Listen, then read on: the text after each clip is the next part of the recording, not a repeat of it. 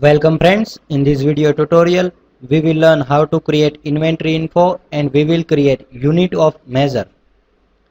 So let's see how to create unit of measure which is categorized under the inventory info. So first enter into the inventory info. Now to create inventory we must first have to create unit of measure because inventory info is mostly mapped under the various units like kilogram, numbers, meters or any other unit. So we have to create first unit of measure.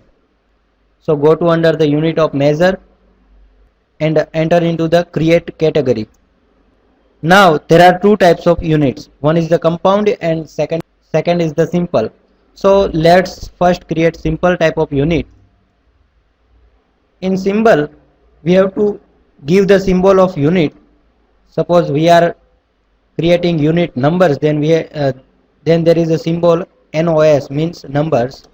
Give the formal name here which is number of decimal places.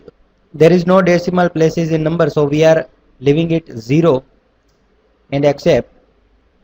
Now let's create kilogram type unit. Kilogram type unit are compound type of unit. So first we have to create two simple unit. One is the kilo and second is the gram. So we are creating first kilogram symbol and formal name is the kilogram. We are putting two decimal places in this kilogram, except. Now we are creating grams unit.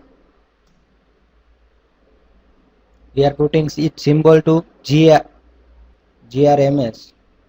We are putting 0 decimal places because we don't want to small unit after grams.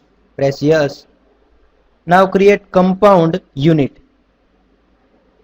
and select kilo. Now conversion unit means 1000 grams is equal to 1 kilogram. So we are putting here 1000 and conversion to grams, accept. So our compound symbol is created. So this way we can create compound and simple type of unit of measure.